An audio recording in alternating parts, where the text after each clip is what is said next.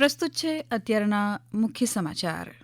પ્રધાનમંત્રી નરેન્દ્ર મોદી આજે આઈઆઈટી દિલ્હીના 57મા દીક્ષાંત સમારોહમાં સંબોધન કરશે. કેન્દ્રીય ગૃહમંત્રી અમિત શાહ આજે મુંબઈમાં રાષ્ટ્રીય શહેરી સહકારી નાણાં અને વિકાસ નિગમ દ્વારા આયોજિત એક પરિષદને સંબોધિત કરશે. સંયુક્ત રાષ્ટ્રના મહાસચિવે પાકિસ્તાન અધિકૃત જમ્મુ અને કાશ્મીરમાં પ્રદર્શનકારીઓના મોતની નિષ્પક્ષ તપાસની માંગને સમર્થન આપ્યું. કેન્દ્રીય શિક્ષણ મંત્રી પ્રહલાદ જોશીએ સરકાર શિક્ષણ ઇકોસિસ્ટમને મજબૂત બનાવવાના હેતુથી કાર્યક્રમોના સમયસર અને અસરકારક અમલીકરણ માટે પ્રતિબદ્ધ હોવાનો પુનરોચ્ચાર કર્યો. ભરતી પરીક્ષાઓમાં કથિત અનિયમિતતાઓને લઈને ઝારખંડ સરકારે વિરોધ કરી રહેલા વિદ્યાર્થીઓ સાથે ઔપચારિક વાતચીત કરી.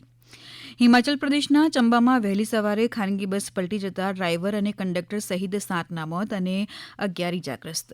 મધ્યપ્રદેશની રાજધાની ભોપાલમાં આજે બ્રિક્સ દેશના સંસ્કૃતિ મંત્રીઓની બેઠક યોજાશે. એનઆઈએ સરહદ પાર આતંકવાદી ષડયંત્રના કેસમાં 2 આરોપી સામે ચાર્જશીટ દાખલ કરી. કેરળના મલ્લપુરમમાં મોટી માત્રામાં વિસ્ફોટક મળી આવવાના કેસમાં 3ની ધરપકડ. આયુષ્માન ભારત ડિજિટલ મિશન હેઠળ રાષ્ટ્રીય સ્વાસ્થ્ય સત્તામંડળની સ્કેન એન્ડ રજિસ્ટર સેવાએ 25 કરોડ ઓપીડી નોંધણીની મહત્વપૂર્ણ સિદ્ધિ હાંસલ કરી. પેમેન્ટ્સ કાઉન્સિલ ઓફ ઇન્ડિયાએ જાહેરાત કરી છે કે ભારતીય ગ્રાહકો માટે યુપીઆઈ સેવા નિઃશુલ્ક રહેશે. બેંકોકમાં 14 વર્ષના કિશોરે કરેલા ગોળીબારમાં 8ના મોત બાદ થાઇલેન્ડના પ્રધાનમંત્રીએ નવો બંદૂક નિયંત્રણ કાયદો લાવવા વચન આપ્યું. રાજ્યપાલ આચાર્ય દેવવ્રતે મહેસાણાના સદુથલામાં પ્રાકૃતિક ફાર્મની મુલાકાત લઈ ખેડૂતોને માર્ગદર્શન પૂરું પાડ્યું.